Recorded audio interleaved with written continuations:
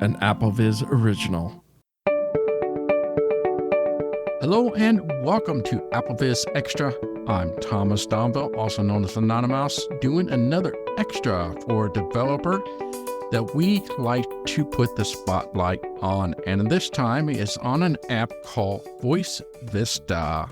And on board with me, I have Jianfeng Wu. How are you, Jeff? I'm good, thank you. Hey, I'm doing wonderful, and it's so great to have you on. I've been wanting to get you on and kind of just scale things backwards. Let's start from so we can get the people, our listeners, up to speed. So for those that know Microsoft Soundscape, so this came about several years ago that was written for the visually impaired. And what this was designed to do is to bring something new, and that is to bring a 3D audio world to our ears while we're navigating out and about.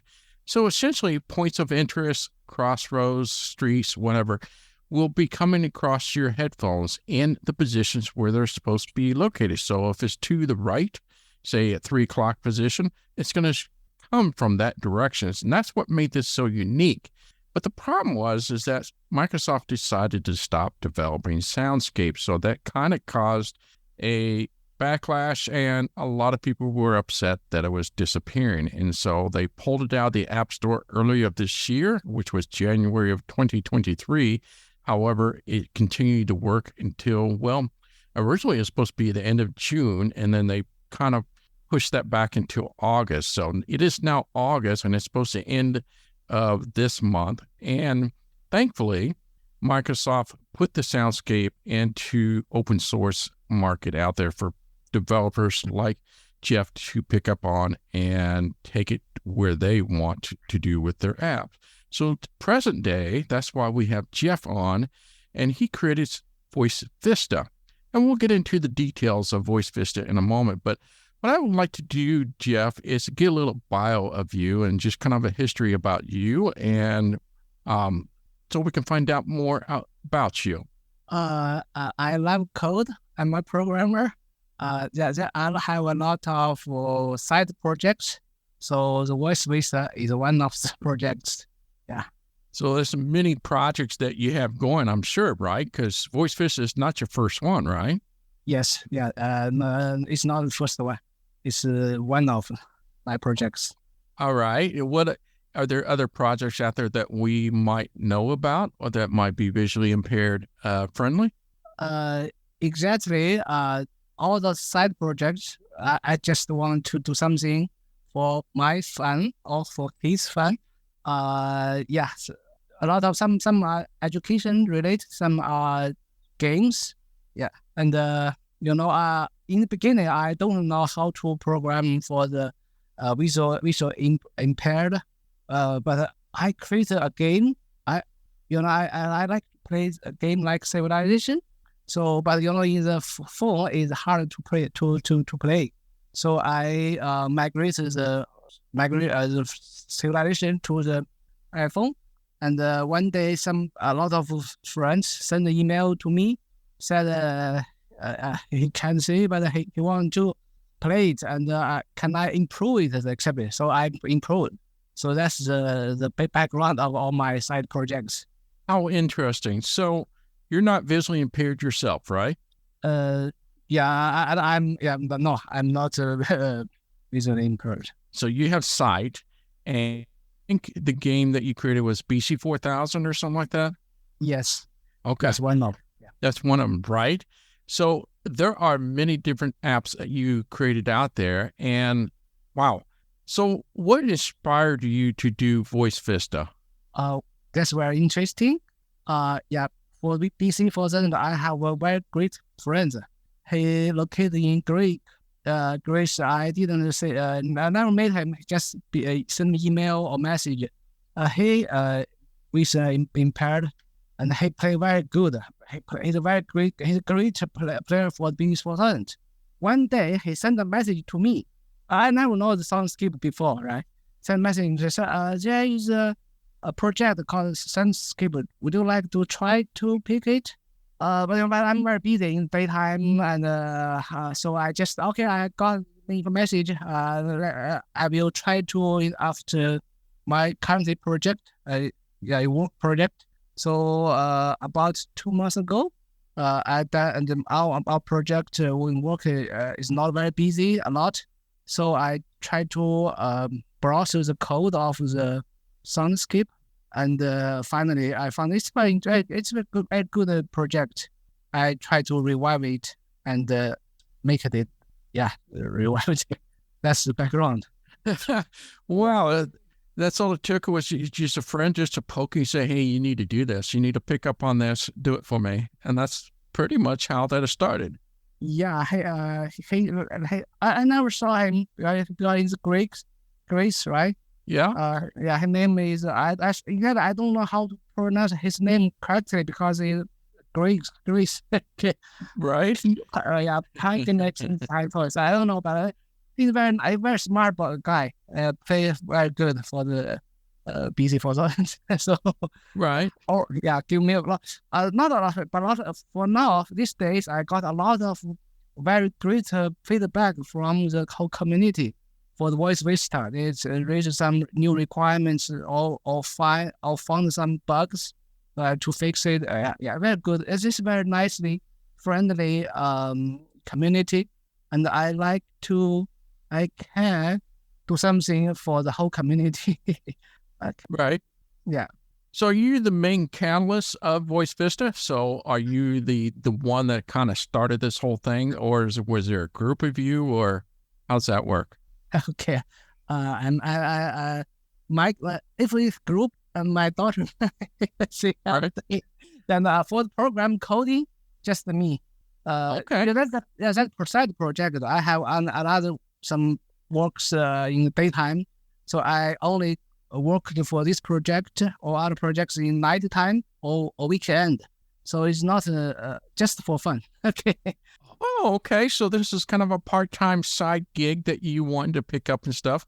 Well, I don't know if you know how huge this is. This is very big for us. And what you have done is reverbing through the visual impairment community, because this was a big deal for us, and because it was by Microsoft and they designed it just for us, and for somebody like yourself to pick this up, that was a big deal. Did you realize how impactful this was to the community? In the beginning, I don't know. For now, I feel it because a lot of people send an email to me to price or give feedback. Yeah, I'm very glad to hear so much feedbacks. Oh, that's awesome. I really love hearing that. And it's great to know that you picked up on something that you probably had no idea how huge of a thing that was for us. And it's impressive that you picked up on accessibility and voiceover. And I'm sure that pretty challenging to pick up on and try to get these voiceover to work the way you want to?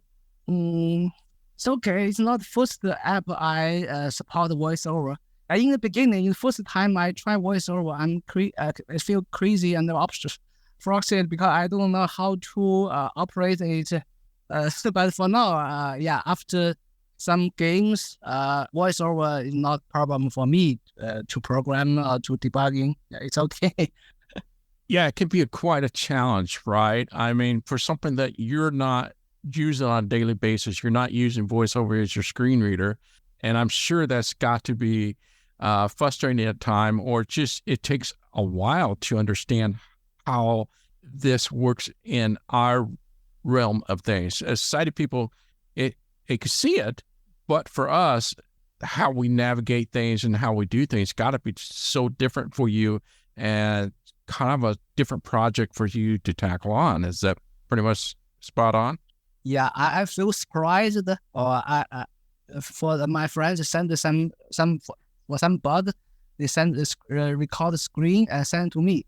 This first time I saw somebody can adjust the voice speed to very fast, because they don't need to listen the bandwidth of some friends, even they vision impaired, but we can hear the bandwidth of the hearing is very, very wide. I'm surprised. So how can they handle it, get the information so fast? Yeah, it's very fun. So through this project, opened some new window for me. It led me to understand much than before. Okay. Right. So what have been some of the challenges that you came across when you started doing VoiceVista? When you decided to say, I'm going to pick this up, was it a pretty easy transition, or was there any complication? What challenges did you had to deal with? I love coding, so for code or program for me is have fun. Have fun to do that. So it's not compressed. It's I feel good. So totally, I didn't just get the code and try to build it, rebuild it, and to because the soundscape have a long history. And I guess they are a big team, not very big, but there's a lot of people to try to work on it. So the code base is very good, but sometimes you can find it's inconsistent there, and some unnecessary animation for blind, right? It's animation, nobody feels it. So I didn't try to just get it, rebuild, and then develop. So I just browsing how the code, trying to understand how what's the requirement, and how is the core simple, how it works. Then I rewrite it totally. So the interface is totally different, right? Yep. Yeah. So so that's why for me in the first version just a few feature, and version and the features step by step, and rewrite it from scratch. But all the code, all the algorithm, all the basic requirement come from Soundscape. So it make me can move fast, can deliver faster. That's the thing. So that's why I just one person can do it. If we want to totally take off how the Microsoft team work, for one person is impossible. But just understand what it do, how it do, and recreate it. Create from small and create it fast, so that it makes it done. Okay, that's my understanding of how it works for now. Mm-hmm. Well, that makes sense. And it's good to know that Microsoft left it in good shape, as in it was pretty sound to get go with the project. So I see what you're saying. And as a good coder as yourself, you were able to easily transition over to what you wanted or what you envisioned for VoiceVista, because it was pretty sound and there were so many people on the team of Microsoft that made this possible. You're right. To do something like that by yourself, it would have been just impossible, especially for a side project like that. That's got to be huge. Now, in terms of the user interface, now the original Soundscape had what we had, just a list, and that was just one feature after another. We just go ba, ba, ba, ba, ba. But what you did different there is that you introduced a whole new interface, and you introduced tabs. And the tabs are along the bottom, and each of the tabs, you kind of separated the features into each of those tabs area.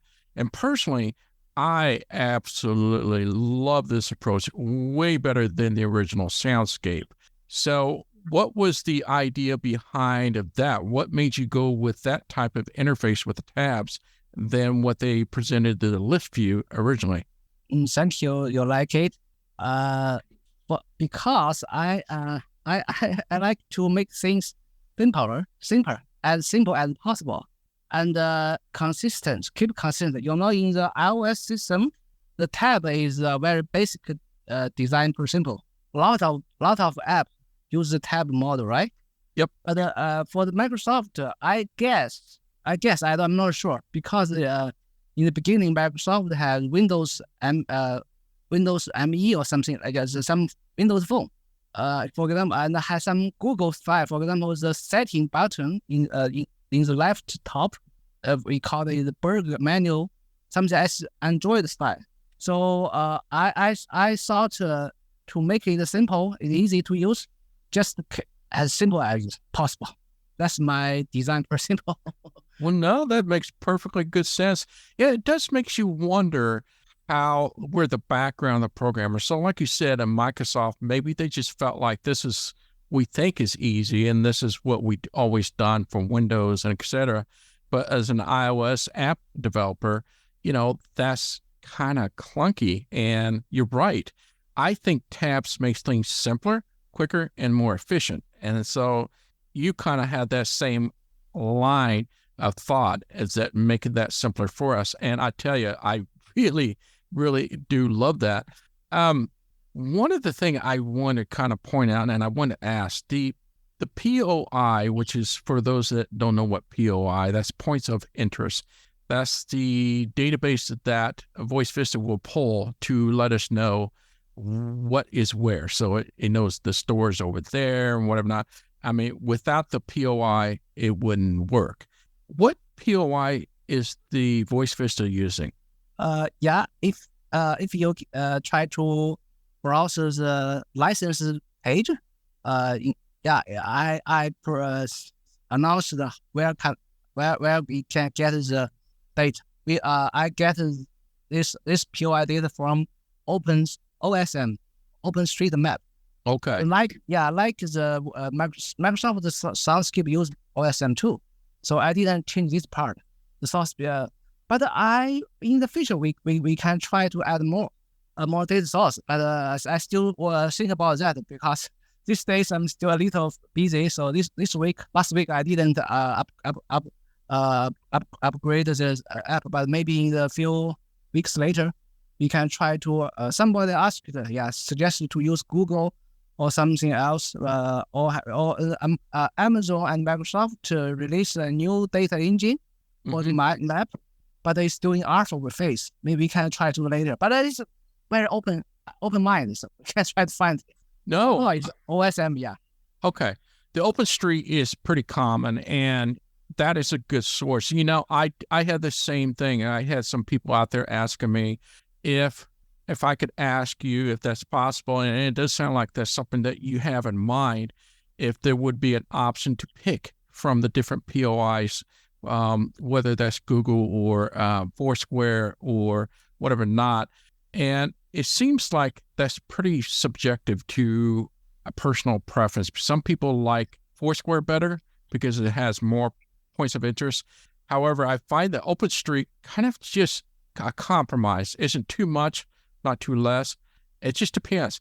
Now, do you know if something like the transportation or points of interest is missing in OpenStreet, how does one go about and adding that information to OpenStreet? Is there an OpenStreet website that people can go to and add those points of interest? Yeah, OpenStreetMap is community based. Everybody can add POI by yourself. But yeah. Well, that's good to know. Yeah, but it's neither. I checked the data source, and in city, some is more data, but some if the area is not a lot of people live here, the data is not enough. But right. yeah. I've heard that. I have a friend of mine that lives up in Wisconsin. He was telling me about how that the OpenStreet was not very good in his area. Now, for my area, it works great. And it's just really weird how certain areas it works great and doesn't. And that's probably why the people are requesting to be able to select their own points of interest database. And that's great to hear that you might consider that and add that in the future. Some other people have mentioned too is when you're in a vehicle, typically when we take a bus, for example, so we're going from point A to point B and we have to use a bus, we will want to know if there's a way it can if we could set in a setting to turn on to allow us to hear the crossroads or the streets that we're passing by, so we can kind of keep tab on when we need to get off. Now, I realize you can put the marker on the spot that you need to get off. So if you do it in advance, you can mark your spot, that beacon. So the beacon's getting closer and closer. I suppose you can do it that way, but some people just like to hear the streets being rattled off. But I noticed in the frequently asked question that option is turned off when you're in the vehicle, but when you're on the street, it is on. So we were wanting to know if there's a setting we can have that turning on or off for that ability, if that makes sense. I can't say for now, but I try to create a to-do list, and I collect the requirements from the friends. So I can't answer for now, but let's see. And I need more time to think about that. But it's open. It can, I create it from scratch code. So add a feature or remove a feature is not very hard. But I still need this is my first GPS related app. So I still need to learn more. And trying to understand the real requirements. I'm not open, but it not means I accept all requirements and try to build it, because I would like to keep the apps as simple as possible. And I prefer I think the best app is you can't remove any features, not you have a lot of features. I guess I can speak clearly. Okay. No, that makes a lot of sense. That's the whole point of the open community, and such as VoiceVista, is that you are always willing to have helping hands of other developers to help you to be able to attack something new. So if there is a new feature, you might need some hands-on to help you with it, because you're a one-man team and you can't always do it on your own, or you don't have the knowledge to do something like that. So that makes sense. So how about, I don't know if this is an item, I thought I'd ask you. Now, in Soundscape, we are able to save these beacons and routes. Are there any way to export what we have created and import it into VoiceVista? Yes. These features at about in 1.06 or for 5. Yeah, you can export and import the routers. For the mark, you can share mark, but because the mark Soundscape, the mark is not real, like the router is a file. It's just a link back to the Soundscape.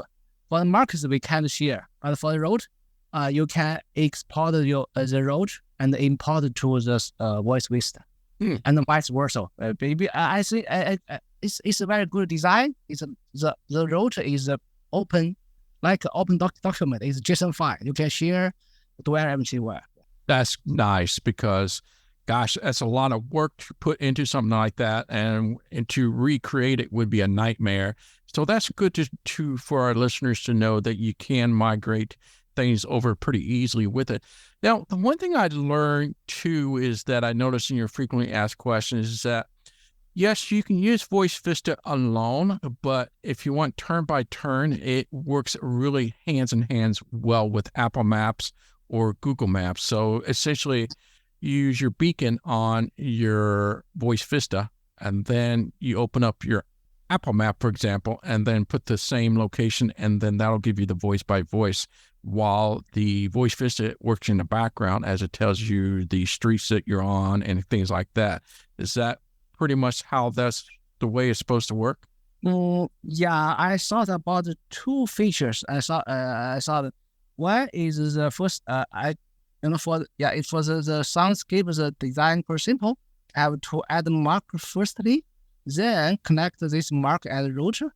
I tried it, but I thought, but I didn't not make final decision. Can we just let the app to create marks for a router? Because maybe it means for not, I'm sitting here. I try to and set a destination of the for example another park. I said, can let the VoiceVista to create all marks from here to the park. I guess I thought about this feature, but not finalized. And another question about the 10 by 10 navigation. Yeah, a lot of friends send email to me, said we added this because they don't want to switch between VoiceVista and Apple Maps or Google Maps. I thought about that. It could be done, but I still need some time to work for it. That's my side project. I need to work night and daytime. Yeah. Right. I think. Well, I'm glad you thought of that, because that would be something that would be kind of cool if it could just open to the Apple Map or whatever, not automatically without us having to enter the address twice, if that makes sense. But no, that makes perfectly good sense. What is the privacy practice and the data sharing like for VoiceVista? What do you gather from a typical user? I didn't get collect any information. And the SoundScape still some collect some time. All the backend I removed for the telemetry. Something. I don't want to save this data. It's dangerous. Okay. Right. We don't need that. All the data saved in the user's iCloud storage. No, I don't save it. We don't need. Why do you need? We don't need even. You don't need to any account. Create an account to use this app. So no any tracking, no any fingerprint or something like that. Right. Even no app, no advertisement. So it's a totally free app. We don't need to do that. No, I think that's wonderful. I'm glad you got rid of that and only use it for the data analysis, just to make sure things are working. If it crashes, it sends you information about what the crash occurred and stuff like that. Well, that's good to know. There really is. A lot of people have that question. So besides the points of interest option, maybe having different settings for POIs or upgrading to different POIs and possibly being able to open to turn-by-turn apps automatically for you. What other items have you been considering or have you thought about maybe you might be doing for a future of VoiceVista?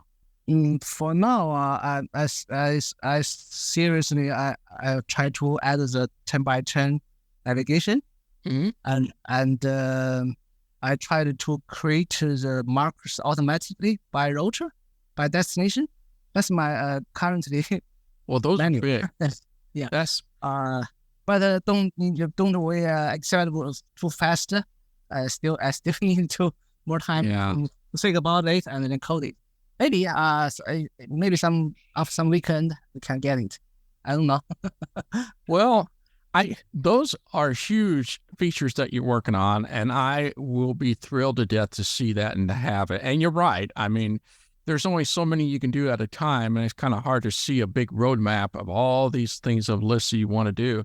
But essentially, it sounds like you do have interest and you would love to add things as you come up with it, as you find time. Is that pretty much what you're thinking of?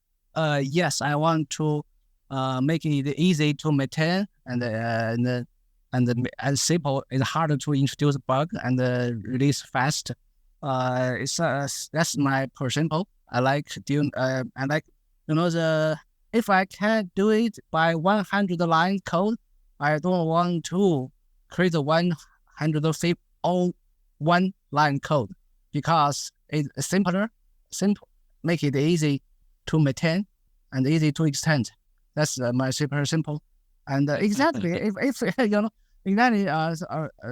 overhead. Sometimes overhead is maybe it's bigger than the core feature. So just keep it simple. And for now I still have.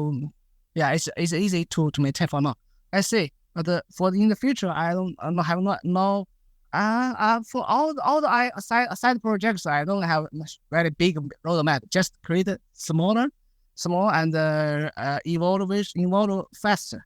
Iteration, have iteration. Every iteration we can add something or remove something or fine tune. We don't need. I don't like really big picture for that's this small tools, right?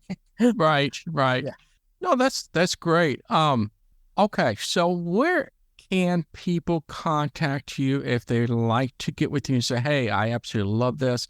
Have you considered this, thought of that? Now, I know you have a Discord channel, and I subscribe to that. Is that the best place for people to go is to Discord? I have Discord. Today, I create Google Groups. So, and in the next release, I will switch my personal email account, email contact to these groups. So anybody can send the requirements. I send the feedbacks to the groups, and everybody can discuss, and so I can find the impressive ideas from the conversation. Yeah. That's awesome. Now, what's the name of the Discord server that the people can connect to? A Discord server, you can find it in the app. And in the next release, I create Google groups. So it's email, based on email. I thought it's easy, right? Both of them all works. You can send an email to me or in Discord. Which one you prefer? I'm okay. I'm open. That's just somebody someone send a message to me by Facebook. I still okay. That's fine. So you're available everywhere. No, you're right. I think you're right. I did find you in the VoiceVista app, and that's where I found your email, and that's how I found the Discord. So it is in that section. It's under the settings, right? Yeah, settings and LinkedIn, but a lot of contact information based on users' preference. I'm okay for everything, every contact message. Awesome. Well, Jeff, it's been a pleasure to have you on to discuss the VoiceVista, and I really do want to express my gratitude is that this is huge, and we absolutely love VoiceVista, and I'm so happy that somebody picked up this project and made it available for us to use. And I appreciate you taking the time, and I know this is your kind of a hobby, your side job. Not even a job, it's just kind of a side thing that you've been wanting to do. So I really appreciate you taking the time to do that and to take the time to come out for this podcast. Is there anything else that you would like to add before we head on out of there? Thank you very much. I'm glad you like it. I'm nothing to want to add. Thank you very much. Well, you're very welcome. Thank you so much. And I thank you so much. And so take care.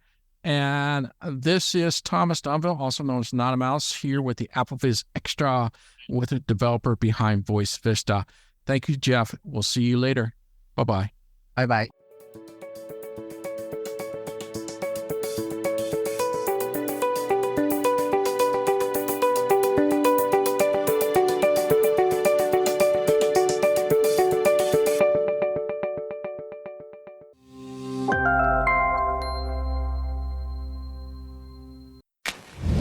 This AppleVis podcast has been brought to you by the community of AppleVis.com. For the latest in resources and tips and tricks to get you the best experience from your Apple device, visit www.applevis.com.